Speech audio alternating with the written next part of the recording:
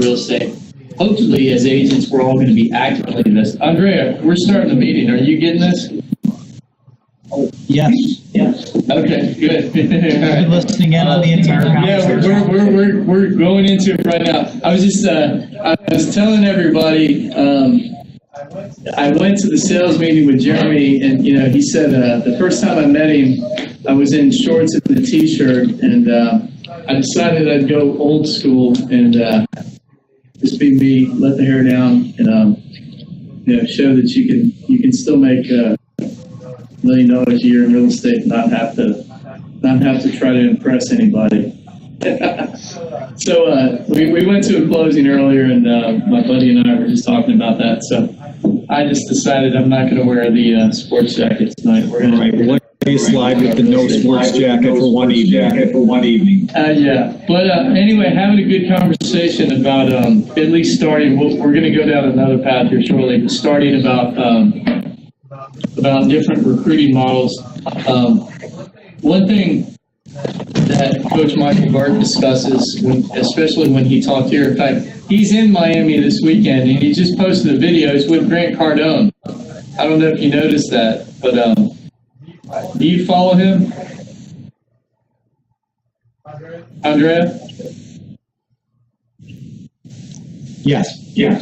Okay, I didn't know if you were one. He's actually with Grant Cardone in Miami, and anyway, they talk about horizontal integration or vertical integration of your businesses. So part of what we do here with Green, it's not just based on the pure real estate investor, even though it's an important part of what we do. Any professional in the real estate business needs to have some form of horizontal integration, and real estate investment is a fabulous place for that to go. So ultimately, at some point, if you're an agent or you're an investor, you need to be doing a little bit of both, or you need to at least know what you're talking about. You need to know how to discuss real estate investment with a potential client. I built a business that became the top RE/MAX agent business in Tennessee. Sold 300 houses in a year by dealing primarily with investor clients, selling investment properties, and also being in some way attached to those. A lot of times I would partner with people, or if it made sense, but not always. I mean, there are tons and tons of situations where I would just look for the best deal I could possibly find for one of my clients because that's what they wanted. And so when you're good at finding that, you have another niche as an agent. And so there's a broad carryover onto the investment side. And we talk about this, on the Les over here is a pure investor, has been. This is basically one of the top guys in Middle Tennessee when it comes to buying properties at auctions. Okay, so he is top of the food chain. But he still, works with agents in various capacities. And so as agents, we have to have a certain horizontal integration of our businesses to just maximize the value. And even if you're coming into real estate investment from some other field, you can't quit your day job. We talk about this. Like, if what you're doing is in real estate and you have a passion for that, you have to maintain some focus on making money there. So I had this discussion actually with one of our people recently. Andre, are you there? One of our... Yes. Okay, he's back there. I couldn't see the entire screen. One of our investors who's a member of Green was saying, look, I'm getting a little bit, a little bit scattered in my business focus because I don't really have a passion for what I'm doing every day. My passion is really real estate. I'm like, well, you have to find something you can do in real estate. The investment side is really nice, and you need to put yourself in a position where you can make money with it. And we've discussed various techniques where all of us can make money on certain levels, whatever that is. Primarily partnering with people. If you can find the deal, where you can add some value to a real estate investor that's out there. And there are enough here in this room. There are always here enough in this room. If you have a deal that's in front of you, we can get it done. We can pay cash for it. Les and I are actually working on a deal right now where we could potentially buy, we'll see, but 15 to 17 properties from one gentleman who is out of town, and it could be a fabulous deal. But it's a partnership thing. In other words, it's when you have good partners, you don't necessarily have to have cash. You're willing to put in the work. You have some talent. You can push that. You can work with it. So the investment side of this is a portion of this horizontal integration of your business. You still have to have. You've got to have something that you're willing to go and make some day-to-day money and always keep adding to your bank account every month. Live within your means. You could be bartending. You could be waiting tables. You could be Uber driving. You could be doing a million things to cover those bills or to get through that day-to-day.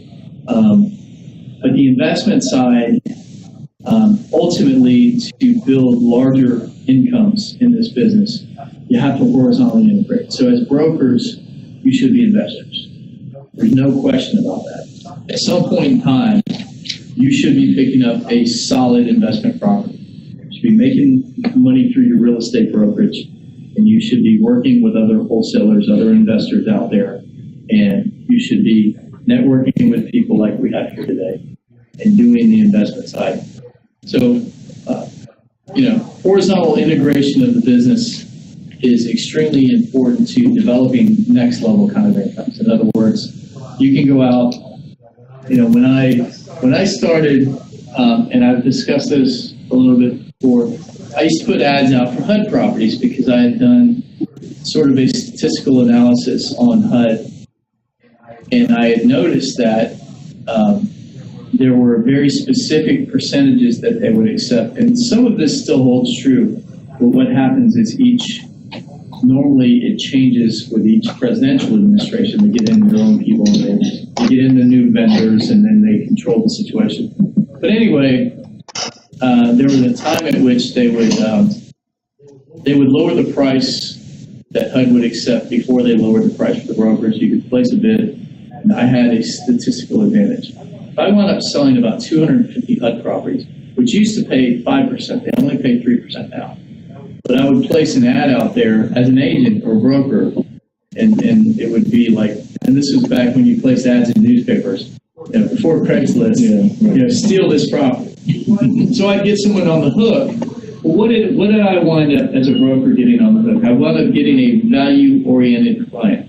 I wound up getting a rational person who wants value. So not only did it find a client, but it found a client that worked within my sphere.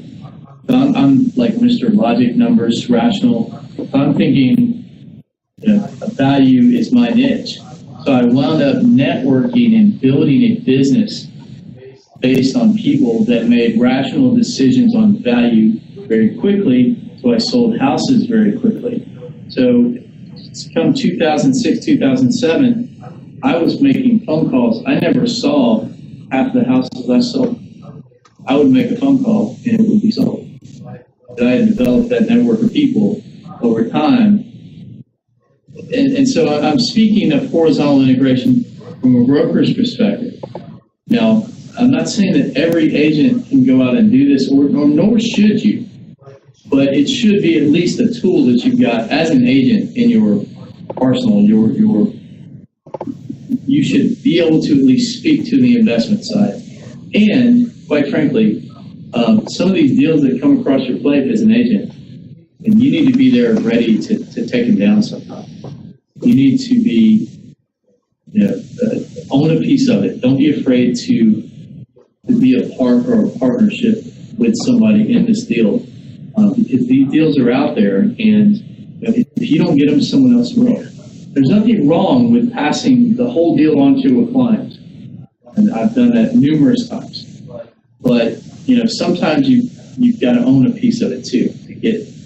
You don't always just have to sell it and be 3% as an agent. You can own a piece of it. There are plenty of people that are perfectly happy to buy it from you or partner with you at that. So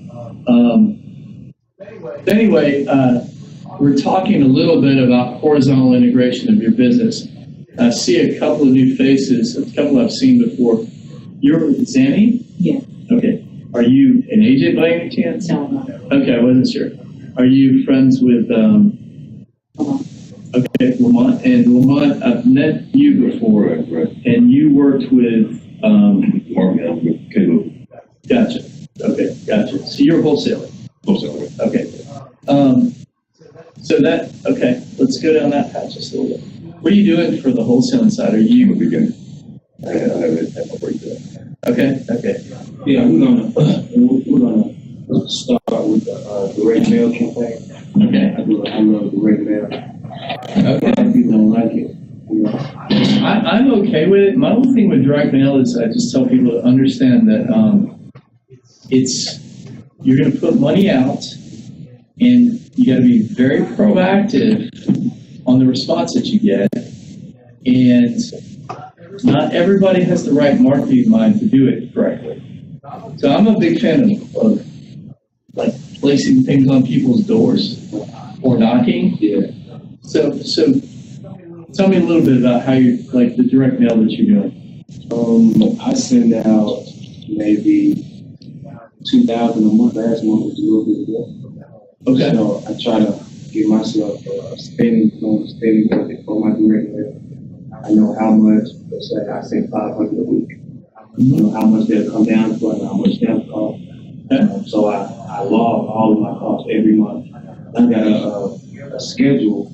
I send one letter out, second letter is a different letter, third time I'm going to my door. What's your marketing target? North Nashville. Okay. Cumberland Gardens in North Nashville. I pick certain areas and just flood the areas. I don't go too wide. Okay. I pick a certain area, flood the area. Do you have a number? Will you take an address and hit it multiple times? Do you have a specific number on that? 5. Okay. I was going to say 5 to 7. Yeah, so I hit it 5 times. Okay. And let's say the owner owns 5 or more properties. Then I suggest not be more aggressive. So if they own 5 or more properties, I hit it 3 times. After the third letter, I go knock on the door. Okay. So it's kind of. So are you saying that you're going out and knocking on each of these doors? No, not each. Or that's only if you get a response? No, if I get a response, I'm picking up the phone. I pick up the phone every time for every response. Okay. Let's say I have a lady on my radar. She owns 6 houses. Yes. I'm on my second letter that I'm sending to her now. I'm here again next week. Okay. After that, So I'll go and knock on the door. for multiple property owners, you want to meet them. I want to be. So the idea is you're willing to go meet the people that own multiple properties in person. Yeah. You want to be top of mind. You have any specific people that you follow or patterns or graphics designs, anything that you follow for your layout? I was a part of Robin Thompson's program. Yeah. So I love her letter, her marketing strategy. I kind of tweaked up. She's got a very respectable, one of the few more respectable, affordable trainers out there that has a good training system. She's good. Yeah. Okay. All right. So anyway, that's a wholesaling perspective, and I'm just going to throw this out there. It's not for everyone what you're doing in wholesale, because a lot of people don't have success with it because you got to be tenacious. You got to follow up exactly like you're doing. It's not the first letter. It's the third or the fourth or the fifth where they recognize who you are and then they're willing to call you back. You're also you're going into a market that's had, in a very short time frame, a massive appreciation. North Nashville has doubled, tripled, quadrupled. I mean, there are houses in North Nashville that sold for $20,000 where the lot is worth 150 million or 160. So it's a unique market to understand. It's not, there aren't a lot of places in the country. There are a few. There aren't many places in the country like North Nashville, where a house might have been almost a tear down at 20,000 and the land's worth 160. Yes. So I put this out there with air quotes. There's nothing, I don't know that anybody here would be doing direct mail. I'm just not. I'm always cautious when I tell people, you know, there's a way to do it and you can attack it that way. We can get, just so you know, and I had this discussion earlier today. So Larry owns a mortgage company, and we had, with you are a part owner or whatever your interest is, you have the ability to get information directly from the credit bureaus. But that information, and it is sold out there to the public, that information for you to market, according to the Fair Credit Reporting Act, for you to market to this group, you can basically get all late mortgage leads demographically broken down any way you want to with all filters. Address, phone number, anything. So at any given time in Davidson County, there are probably 3,000 or 4,000 90-day mortgage lates. A lot of this stuff is totally under the radar. That information is out there, but you're supposed to have, quote unquote, a bona fide offer of credit or insurance that's attached to any marketing piece that you put out there. So, we're good. Actually, I'm telling you this because we're going to do it. I was wondering. Yeah, this is, I'm leading into something. I've known about it for years. That's just never been. So what is your bona fide offer of, and you can do this too. And this is good stuff. I'm telling you something you might like. So you know if somebody has a 90-day late. Now, real estate agents in California are aggressive. They do this. They hit it hard because they make a lot of money and they're a lot more aggressive than they are here in Tennessee.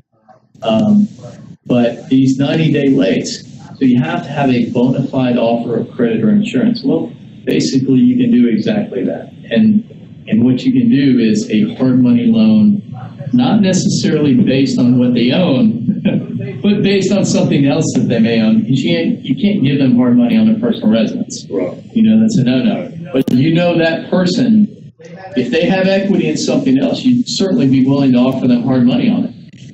And so that's sort of the inroad. You have to be careful how you approach it. But yes, as long as there is a viable offer of credit or insurance, and you can do it with hard money, as long as it is not attached. The hard money, the offer of credit or insurance, is not attached to their personal residence. You can do that. Which obviously opens the door to at least have the discussion for other things that can't be a part of your marketing piece, though. Right.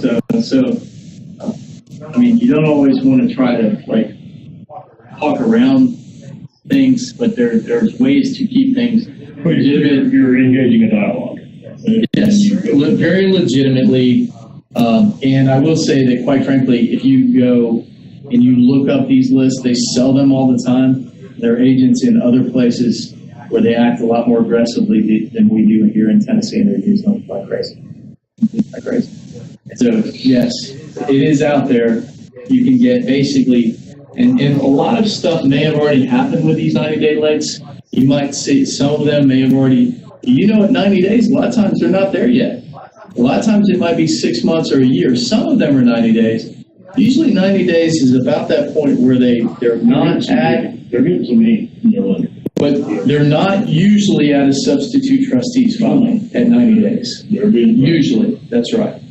But there's something happening in your life if you get that 90-day late.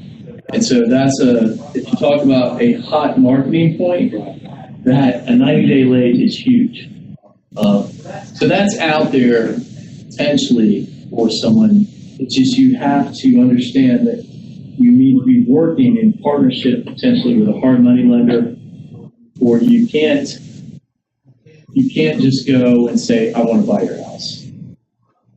There's an angle that you have to come in at to be compliant with Fair Credit Reporting Act. Even though I will say that it's commonplace in other places that they're probably not, for the most part, compliant. There are other compiled lists out there that have, late mortgages, 90-day lates, that kind of stuff. That you can find these things where you can market to them. But we're coming a little bit around. I'm trying to talk a little bit about horizontal integration, and you're already wholesaling. Lloyd, you're wholesaling, and I forget exactly are you full-time in real estate? I'm just full-time investor. That's what I thought. We had this, and so you find deals, just networking, coming to places, wherever. Yeah, just networking. Okay. I'm part of a lot of different groups, but I'm still in this area of real estate. Gotcha. Okay. So, but I mean, as far as, and you're actually not having to work a day job. Okay. Well, that's probably where most of them want to be. Yeah. So there's some of us that come here that are kind of already at that point. Well, we're getting stuff out there. Are you in any deals right now that are?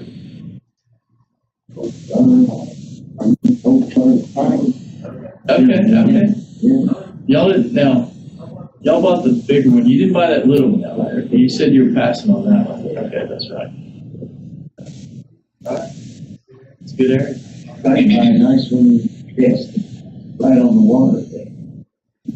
We had a great discussion today with one of our trainers, Sharon Restrepo. She's in West Palm Beach, talking about the whole Florida situation. And South Florida is crazy. And basically, I mean, the way she put it was, you can't compete. You can't compete with money laundering. that's what she said. She said if you're in Dade or Brevard, I mean, it's just not because you just have to wire the money to an auction in South Florida. If you're an investor, they're just going to buy it because that's what they're doing. They have a value in that, just getting the money there and owning the property by being able to just move the money. And there's so much money just moving into it. It's rare.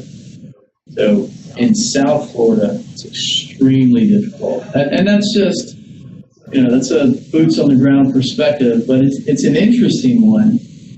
You're going to go, if you're playing the game down there, my take is you're knocking on doors or sending out the mailers. What you and I do here in Nashville, going to the auctions, ain't happening down there. Too much push. That's just an interesting. I thought it was a great perspective. We were talking about that today. So,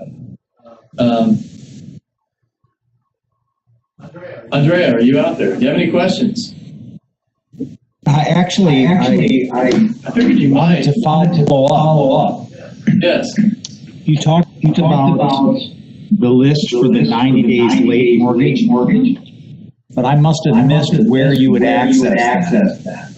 Or is that something you need to get from Larry? Yeah, so what you have to do, the credit agencies actually sell them, but they have certain requirements. They will actually physically come and inspect your premises.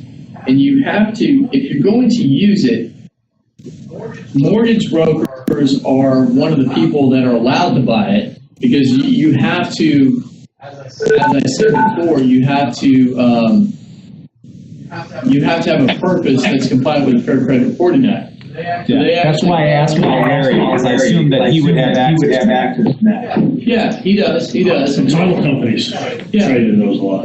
Yeah, they'll come and inspect your place. You got to have file cabinets that you can lock down, store information, and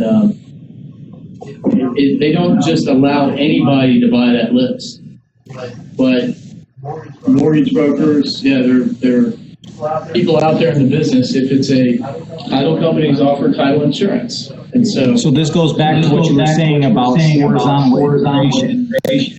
If you partner with somebody who's a loan originator in this way, you might be able to do that kind of attack. You absolutely can, and you can be a wholesaler and you can do it. You just can't send a marketing piece out there that's saying, I'm going to buy your property. Now, if you have a hard money lender that you're working with, you can send a marketing piece out there that says, we're willing to lend you money on any commercial property or something else that you may have. It can't be on a personal residence that they live in if you're a hard money lender, but if somebody's in that situation, then something is happening in their life, and they're going to be a lot more apt to respond to marketing needs. And quite frankly, in other markets or other places, as I said before, people are a lot more aggressive. They use this quite a bit. And they just, the real estate agents just see these as real estate agent leads. Now, that really isn't true. I've never heard of a case in my entire life of any agent being, and it might happen, but I know that these leads get sold to agents, and that agents use them as potential sellers leads. I've never heard of a case where an agent's ever been taken to task for pursuing one of these leads that they bought, but they are sold that way. And you're not supposed to use them that way. So, I throw out these air quotes. A lot of this is common sense, but there's ways you can do things and stay legit. And I always believe in trying to stay legit. So, but I do know, and they probably use them in Florida, quite frankly. It's another place where you have aggressive agents because there's more money floating around. We don't. Quite frankly, we don't have extremely aggressive agents in Middle Tennessee. Just don't. Say what you want to say about it, but I've seen agents in other places, and they're more aggressive than they are here. Maybe it's just the culture, I don't know. That's if you're coming from a place where it's blood and guts, probably going to kill it here. I just straight up tell you. People are nice and they shake hands and they don't necessarily push it that hard. So, been my experience, but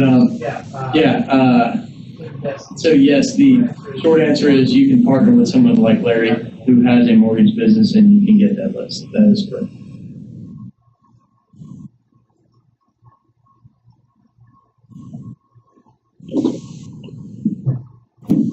So anybody have any investing questions about Nashville in general? That's kind of where I'm going. I do. There you go.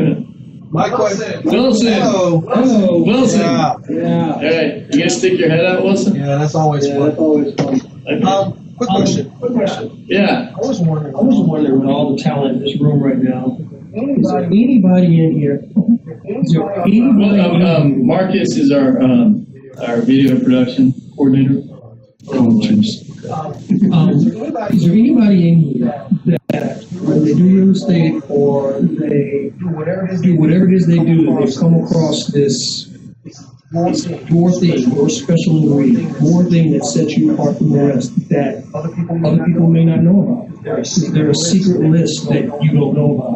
Or is there a group of lawyers that really want to touch on that will help increase your game? Is there a mastermind group that you've come across or that you've built or anything? Is there any special thing that made your career? You're asking these guys?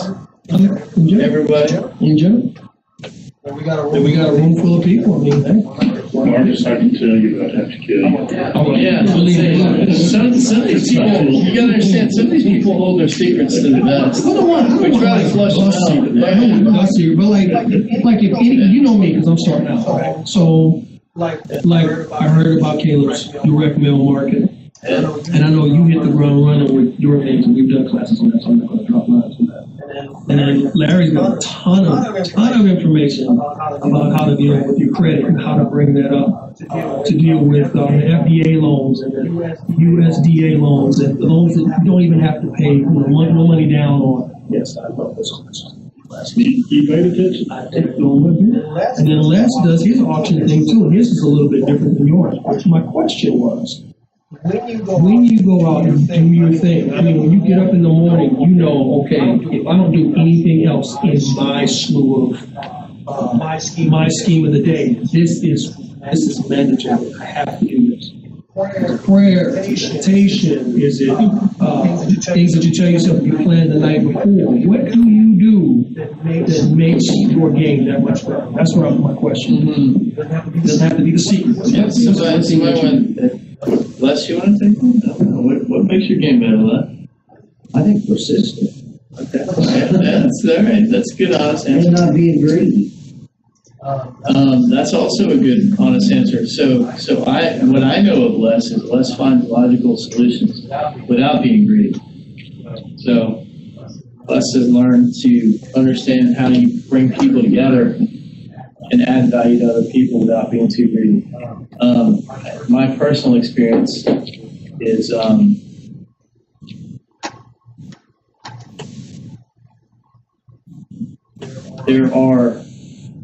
everybody has a shot to get rich in this world. In the United States, you all have a shot.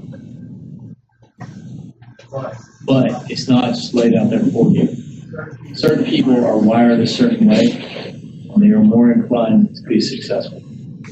They are more aggressive, and if you, I say, try to know yourself and work on your weaknesses and always improve and continue coming to these things.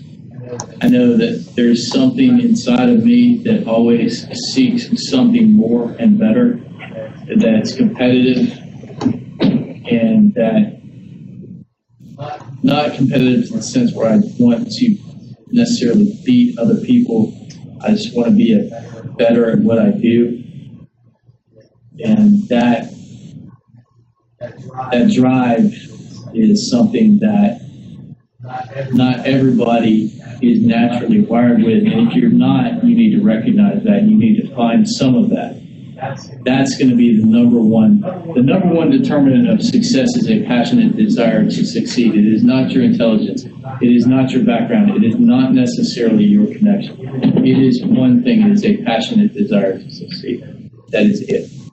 That is the number one determinant of success, period. End of story. It doesn't matter if you graduated from high school, if you've got a PhD, it does not matter. That is the absolute number one determinant of success. And it is the number one determinant of life chances. It doesn't matter. Simply a passionate desire to succeed. But beyond that, to know yourself is also to know your strengths and your weaknesses. And some people are naturally wired in a way that makes them more aggressive in pursuing their dreams and their goals in life.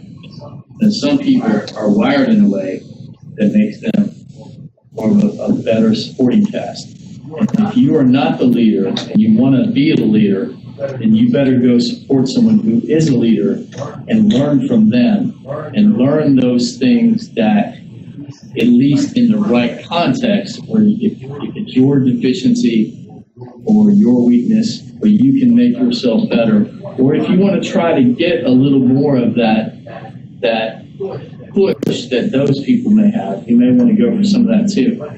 But is not an option, in my opinion, and you know, we talk about this sometimes. I mean, you guys are here on a Wednesday night because we want to talk about real estate, about improving our lives, about taking certain things to the next level, about making money, and you could be watching TV, could be doing nothing. I mean, there are plenty of people that, I don't feel like coming out, you know. You know what? One of you guys, I guarantee, and it's happened before, one of you guys could have a deal that could come up to me and that could be $50,000. And just by showing up, company, or it could be the next person that you're working for, you're working with, you're partnering with, you're doing your next deal.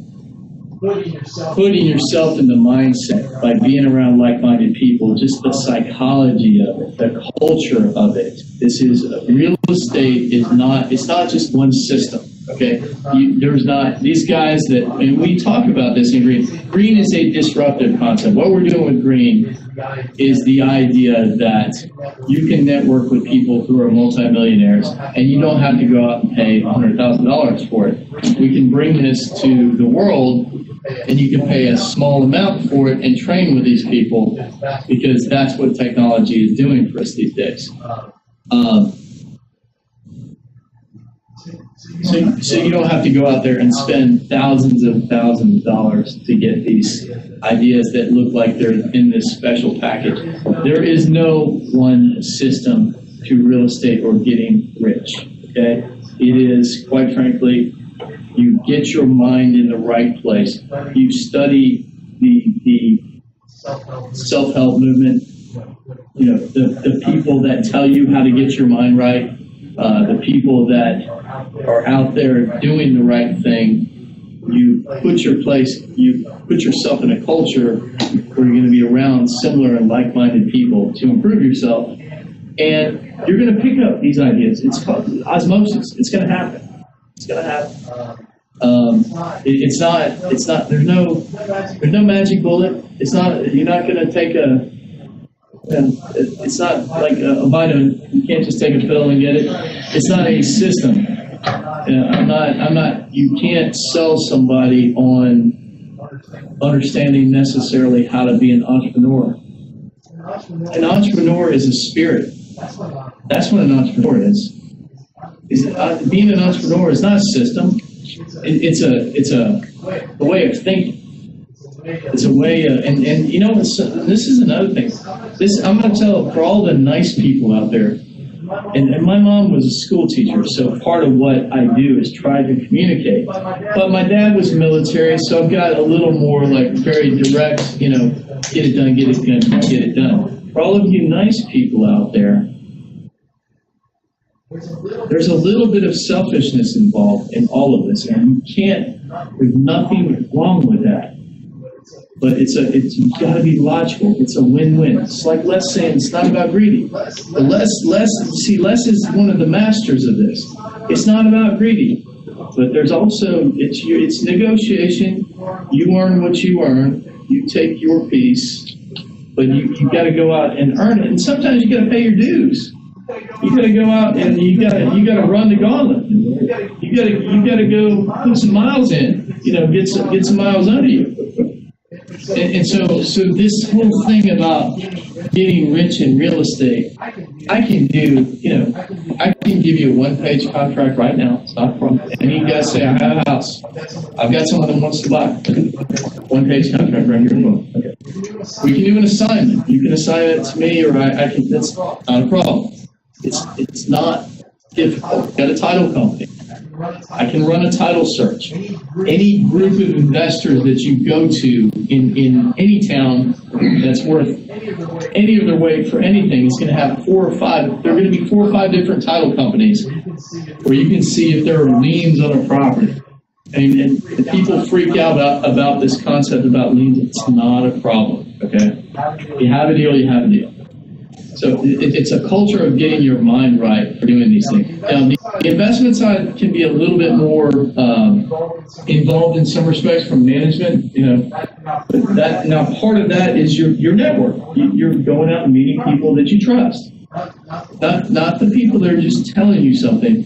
The people that you've got 1 or 2 or 3 personal referrals. Hey, this guy did a good job for me. This property manager did a good job for me.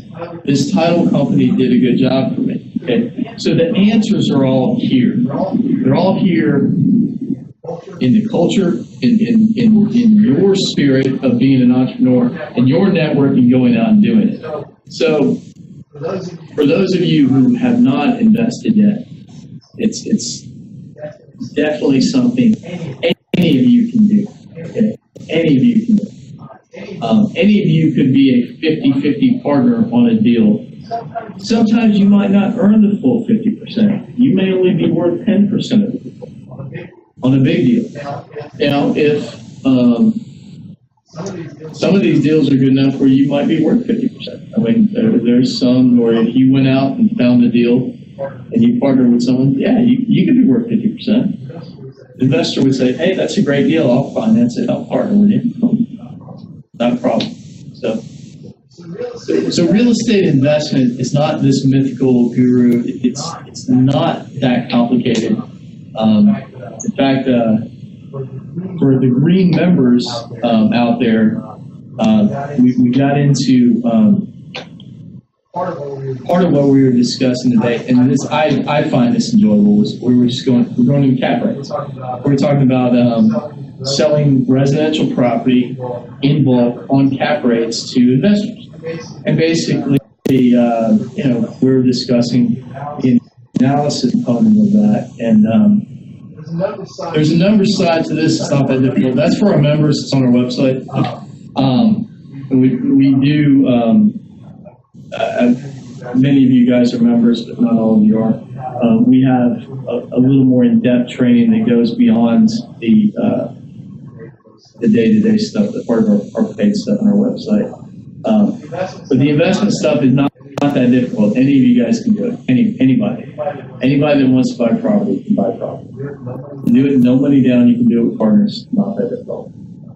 So, yeah. And maybe too technical or not, but you were speaking about like the assignment contract, and one of my big deals is just now getting started. It's determining what paperwork it is proper to use. Sure. Are you an agent? Okay. So I'll throw this out there. I am not a fan of wholesalers purely assigning contracts. I cannot give legal advice. I can tell you, if you are soliciting deals and you are simply moving contracts to investors by tying up property, you are practicing real estate without license. Now, just like I said before, I've never seen a case of this ever tested. In our situation, we buy our properties at auctions. So I could go up and tie up properties all day, but I've got a license, but it wouldn't matter because I've got some equitable interest in the property. So I'm just going to throw that out there first of all and let you know that I believe in doing things the right way. Okay, and there's a way. I see this actually bothers me a lot. I'll go to some meetings with real estate investors, and I feel like I'm with a bunch of like greasy car salesmen. Yeah, and everybody's trying to quick hustle. This game is not a quick hustle game. It is a hustle game. But when you this is a long-term relationship game. Believe me, there are people in this room that know who they are, that have made relationships and have built more money with these relationships than you can ever imagine. So that mindset of a quick hustle or a quick turn, it's like Les said, it's not about being greedy. So normally what you like to do is the best thing to do, in my opinion, is find a strong financial partner. There is always the option of an assignment, but be ready to buy the property. My first thing that I say, and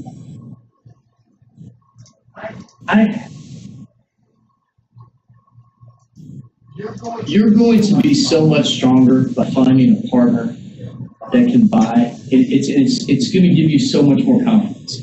If you can do it yourself, that's fine. You may have the cash, you may not. But just someone coming right out of the gate, there are probably more people that would make it and be successful by having a partner that's ready to buy with them, where they could wholesale if they needed to, but at least have that option that's ready to close. So I tell everybody, just from a moral standpoint, don't write contracts on stuff that you don't think you and your partner could close. If everything else fails and you can't you need to earn the point. You need to earn yourself in this business to the point where you can start writing contracts that say, hey, I'm an investor and I might just wholesale this. And I see that a lot. I just think it's crap.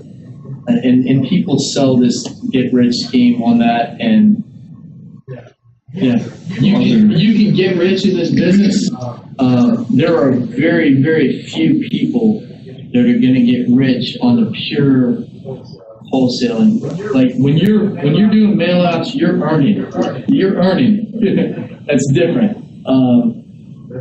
That's again, my concern is if I'm presenting documents to title companies or the courts or whoever it may be, then I'm using documents that are approved or not something I just type up myself. Pull it off. You don't have to get that bogged down because you're not a licensed agent. That's right. It's your contract. It's your contract. Yes. It's just buyer's name, seller's name, property address, terms of the sale. Yeah, but you need to familiarize yourself with some of those things. You're going to have title insurance provider who's going to pay for the title insurance. There's some minutia in there, but it doesn't have to be 8 pages like our contract. You can get it on 1-2 pages. I've got some generic. There aren't any particulars. The only particulars in the state of Tennessee are actually there's more of a requirement on the seller side. Sellers are required to provide a disclosure on the condition of the property or an exemption or disclaimer according to the Tennessee Residential Property Condition Disclosure Act. I think that's what it's called. The only other requirement is a federal requirement, and that's lead-based paint disclosure. So 2 disclosures: if it's built before 1977, on or before 1977, the seller is required to disclose the existence if they know lead paint. And then the seller is required, and you can simply offer a disclaimer which says, I don't know and I don't care, and you're taking it as is, which we work with as investors with disclaimers. Other than that, Tennessee's a pretty simple state. You don't really get, you have the basic elements of a contract, you have a contract. So you have, offer, acceptance, consideration, meeting the minds, competent parties. 5 elements of contract. You don't have to involve the termite or the radon? Nope. Nothing required by Tennessee that requires any of that. And then that literally can be on a napkin. Offer, acceptance, consideration, offer, acceptance, consideration, the competent parties meeting the minds. And then it has to, I know that a contract has to have a determinable time frame, like within, I don't know, 2 weeks, something like that. I forget. But I can't give real estate advice or legal advice. So no, yeah, you can print that just like you said, straight off the internet, not a problem. Yeah, they're all. What part of town do you live in? North Country. Okay. I'll see where you can get a good contract, cost you a few dollars, Office Depot. Yeah, that's right. And they've got free contracts that are really good. How do you go about adding contingencies to? There's special stipulations. They leave a big blank area. You can put in, the hot tub to stay. And so as real estate agents, we're not allowed to create a contract. We're also not allowed to take a contract and mold it for an investor. We can fill in pre-printed contracts. And that doesn't necessarily have to be just a TAR form contract. Even though they prefer that, we can fill in a pre-printed contract. That's where you have certain, stipulations. In other words, buyer must approve home inspection. Buyer will be granted automatic 14-day extension if needed for financing purposes. There are little things that are buyer-friendly things that you'll write into a wholesaling contract. Yeah, you can do that. Yeah, normally,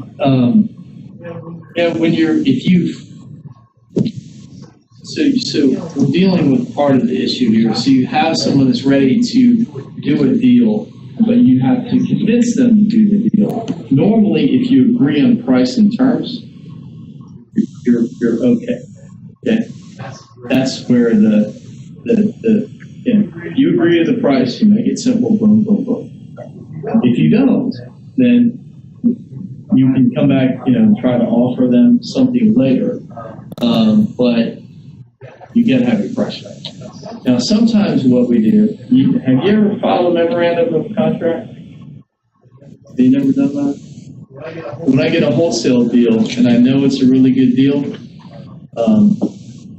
I record a memorandum of contract to make sure that I don't get it taken away from me. You have done that. No, not a memorandum, but I have. Thanks for coming. We're here every week. Okay. Thank you. Thank you. Okay. Well, come on back. All right. Yeah. I haven't done a memorandum, but I have recorded it down in the register of deeds. Yes. Recorded the contract. They're not supposed to let you record a contract. They're not. No, the contract doesn't. It doesn't have everything that you need to record, but if they did, they did. It's supposed to, what you have is supposed to be notarized. Normally, contracts aren't notarized. Well, I got it notarized. Serious. Yeah. So what happened on it? You said, well, you haven't on it? No, I closed on the deal. It actually held up. I got the advice from another investor who gave me advice. Did somebody try to Someone tried to come behind me and That's right. and do it so that I got the advice. You can smell it. I'm telling you, you can smell the snake. Yeah. You know when the snake's coming. And that's what you're trying to. It happened to me too. I made $10,000 by recording that contract. They tried to snap it. Sometimes what's happening when you're out there wholesaling is people will they're fishing. They're sitting. It's kind of like in the jungle. A little bit. Yeah, and some of these people like that come behind you will know that you got a decent deal and they'll just try to one up you a little bit. They try to snake. I had a couple of those. What they do gets a little tough out there sometimes. So anyway, that's a tip for investors. If you do get to that point, you have a great deal. It's not a great deal until you got money in your bank account, right? You don't have money in your bank account until you close. And just because you got a little piece of paper that says, "Oh, I'm going to sell it," guess what? You go to sell that day, and they say, "No, well, we just closed with this other person." And you say, "Well, we had a contract."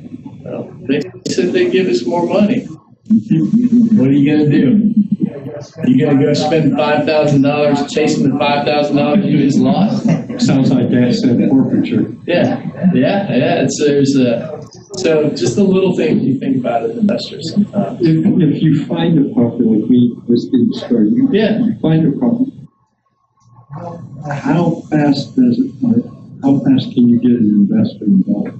It depends on how good the deal is. I mean, I promise you that if you have a good enough deal, there's never a shortage of money that's gonna be out there for the deal.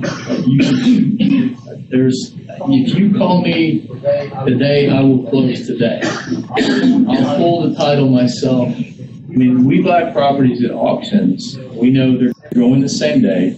We look them up online. We bring a check and we pay cash that day without a real closing. We give it to an attorney. And we would do the same thing if it's through an attorney, and it's an attorney that's holding our money.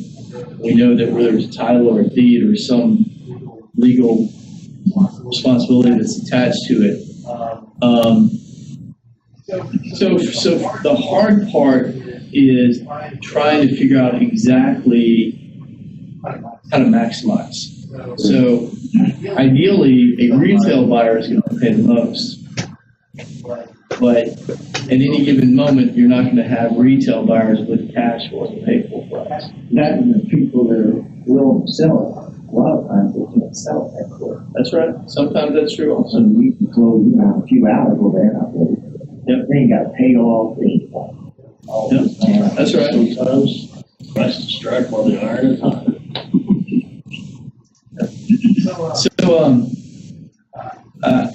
And over time, when you're, as an agent, if you're working with a lot of investors, you can begin to build a database, or you can begin to build a group of people that will pay potentially a higher value. So you've got tiers of value that people will pay for a property. The retail buyer is going to pay the most, or every once in a while you might have a special property that somebody's got to have. They want it right now. Okay, that's rare, but you may find it. We happen to find one of those. We bought a piece of land in this compound where this group of people owns everything around it. Okay, and they came to the auction and they didn't have enough money. The lady's reaching to her wallet. They own the 400 acres around it. We got the 38-acre keystone right in between. They didn't have the money. That's a good day when you're at that auction. And the people around you didn't bring what you brought. We got one of those properties where you got someone that's really willing to pay more than what it's worth because it fits what they need. Now, so the retail buyer or the special purpose buyer is going to pay the most. The buy and hold investor will pay more than the flipper. But if you're going to sell to me, I'm going to want to flip. You're going to have to leave money on the table for somebody who is willing to buy it and pay and hold it for a little while, and take you out of the whole responsibility of having to even close it. And part of that, you just got to experience it. You got to get in and start seeing what the numbers are. It's going to be difficult to say what is it, percentages. I know Rob and Thomas just talked about the 70% rule that's commonplace. They say Paul uses this: the value of an investment property, take it, multiply it by 0.7, 70%, subtract take your ARV, your after repaired value, your finished split value, multiply it by 0.7, subtract your repair costs, there's your purchase price. So if a property is $150 after repairs, it costs you $50 to fix. The $150 times 0.7, 70, 35, 105 minus 50, it's worth $55,000. The Springfield's technically worth $55,000, in my opinion, because I think it's 50 to fix. Entire town? I think it's but that's a formula that people use that tends to be rather conservative. That builds in a 30% profit on the backside, not a 30% profit on the front side. They look at the after repaired value, and you're talking about people that know what they're doing on the repair side too. You just got to get in and start dealing with some of these people. Whatever you've got to have a lead gen. If you're on the agency side, we talked about this earlier. Got to be some lead generation source. It's the same thing with your investor side. Okay, you're not going to be doing deals unless you got leads. Where are your leads coming from? What I started to do a little while back when I met Paul, became acquainted, we actually go look at the property together. He's like, man, I should pay this much for it. And I go negotiate the property. Sure. Yeah, to match his number. And then I have a deal that way. And I already have a buyer. I don't have to tie it up and knowing who's going to buy it. And you're putting yourself in his mindset. So now that was though after you got a response though, right? Yeah, that's good. Yeah, I was already building rapport with the seller. I wasn't there yet, but I knew I was close. Yeah. So I wanted to be for sure, and I called him like, hey, can you come out and look at it with me? I can learn my numbers, terminology, negotiation skills. So that's totally. And so you go out there, and in his situation, he actually thrown out the mail outs, got the first response from somebody, and then had a very experienced investor. And I would do the same thing. You got someone, hey, we're willing to sell. Hey, I'd go out and take a look at it. If they were willing to sell, they said, hey, that's our business. That's where we make our money. So You might be able to figure out, you might know what it is. But ultimately, it's got to come down to putting something on paper. You got to have an offer on paper, and you got to have that meeting in the minds, and you get that, and then you can make it happen. A lot of times, and this is part of this is a subtle art of negotiation. These people will try to just feel you out. I mean, they're fishing. Yeah, and it's like you're the fish, okay? These people, you're the one. They're casting out like, how much are you gonna get me? You know, they're bringing in a little fortune teller fish, telling them how much they're gonna get for their houses. And so you're the fish that's gonna put the hook in them. That's the way it works. No matter what you say, it's not enough. Yeah, they're going for that. I've done that. I bought houses down in New Orleans, South Louisiana area. And I wasn't interested in the house, and they're like, what are we doing for? I can give you $75,000. Oh no, that's not enough. Yeah. I'm like, the house is only worth $50, man. Yeah. You see where you're at, you know? Yeah, that's part of it. That's part of it sometimes. Yeah, that's right. I worked offshore, handling dive operations for oil companies and there's jobs where I got a dive boat sitting over here. That boat does nothing but sit there with a crew on it. And all I do is feed the people, burn up fuel, and that's $250,000 a day for a boat sitting there. Wow. And I may have 8 or 10 boats, like after Katrina, I had all kinds of boats doing different things, 24-hour operation.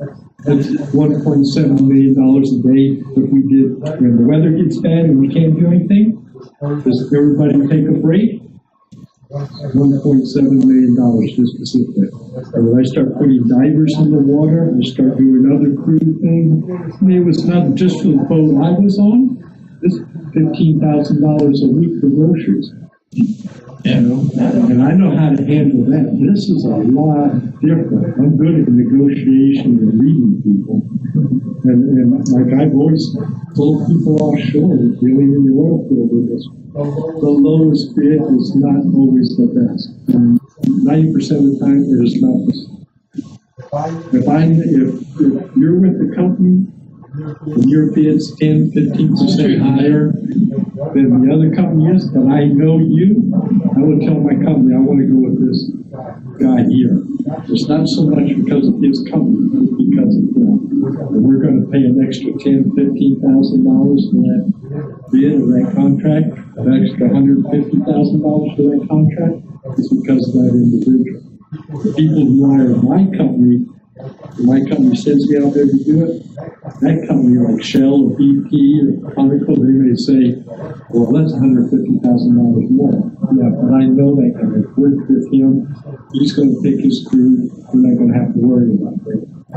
I had a $44 million project that went to $88 million because a Nigerian wouldn't listen to it.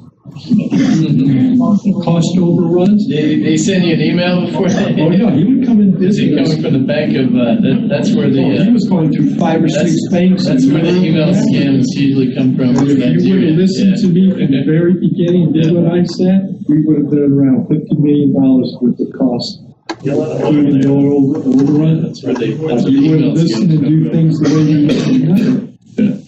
But this on a smaller scale like this, it's in a whole new ballfield. I bought and flipped houses myself down in Louisiana. And if you've never dealt with people in South Louisiana, you never will. That's just the way people in South Louisiana are. We don't have franchises in Louisiana you have in the rest of the country. Simply because these large corporations and franchises there, they don't want to deal with people. They have different laws. Especially when it comes to banking. There's only one international bank in Louisiana. That's the Whitney Bank. Yeah, it's a different legal system. Yeah, that's right. All right. Okay, well, it's 7:30. We have any final questions? We'll go ahead and wrap it up. Andrea? I'm good. Okay. Well, guys, like I said, this was a casual Wednesday. I got someone I wanted to ask you. Yeah. Remember last week when we were talking with Larry in Florida about the RV? Yeah, they're working on that deal now. Mark's trying to set it up with him. Mark's down there with him, actually. They found an investor? Well, they're working on someone, but, He was saying, what was it, 90-some lots? no, more than that. 90, that's just the RV lots, or duplex lots also. 134, I think it was. Okay, because that's what I was questioning, is the size of an RV lot, courtyard, and little sheds there. That's a lot smaller than a lot to put a house on. Correct, yeah. So that's what I was questioning, Yeah. find out actually the size of those lots. Yeah. Yeah, no, Larry's, he's, you can reach him, he's on. Why is it on? Andre, when's Larry on again? He is on once a month, third Friday of every month. Okay. So But his contact information is right on the website. If you look on the trainer page. You got it. Okay. All right. So, as you guys know, we do this every Wednesday. It's free and open to the public. What you have with Green, we hope that you want to join the opportunity to network, invest, mentor with people who are multimillionaires who have done it before in real estate. And it's only $99 a month. But we also give you the opportunity, in fact, I was printing checks today, to make money. This is a network marketing company. So you can bring friends. We do online training. So I know some of you guys haven't been involved with that yet. With myself, I do an auction class. Paul Kazanowski, fabulous developer, flipper. Larry does a class on mortgages. Maybe one day we'll have Les. He's not doing a class with us yet. You got Jeremy Tabor, who makes over $1 million a year selling real estate and owns the number 2 exit, or he is the number 2 exit real estate agent in the world, number 1 exit franchise.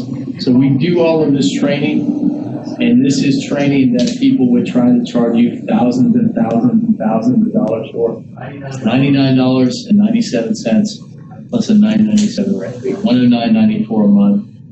And we go there and tell you how we've made our millions. And hopefully we can teach you guys how to do the same thing. So our idea is trying to be a little bit disruptive. It's a term that we brought up today. We don't believe in trying to go out there and kill people. We want to try to go out there and work with people, mentor people, and build this culture of real estate. And so anyway, I would recommend getting your place in the downline if you're thinking about it, because we're about to blow this thing up. It's going to get big. No one's ever done what, and several of you guys are already members. No one's ever done what we're doing in real estate. So, hope you guys enjoyed it. We're here every, open the doors at 6, every Wednesday, meeting 6:30 to 7:30. I'll keep it open till 8, and at 8 o'clock, I'm going to kick you out. Steve, can I give a quick commercial? Of course you can. All right, I just wanted everybody to know that Friday at 10 to 10:30 on this OmniJoin, we're going to be having a brand new program. It's going to be hosted by Mike Patel, who's based in Fort Myers, Florida. And he is going to be offering properties that are bank-owned properties. You actually will have a chance to look at these properties a week before they go public.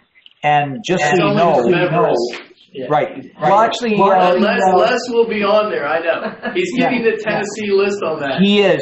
Mike said he's going to have that within 2 or 3 weeks. Yeah. All right. So here's the thing. Well, first of all, he's got to join. We need to do.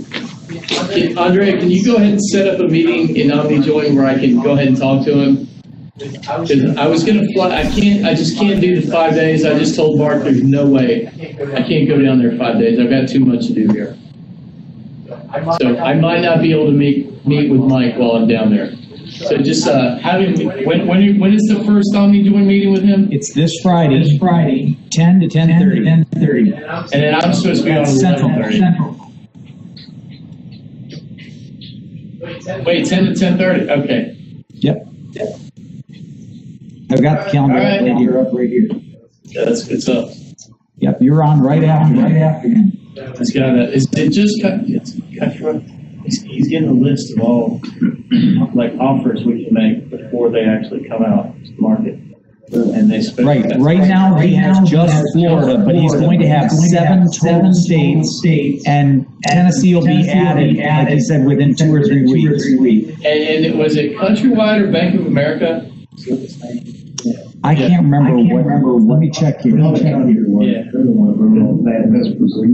Watch it. Yeah, that's not, like, yeah, we're not gonna make this up.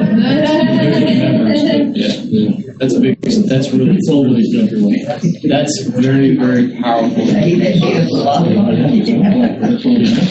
Yeah, good stuff. All right, everyone. All right.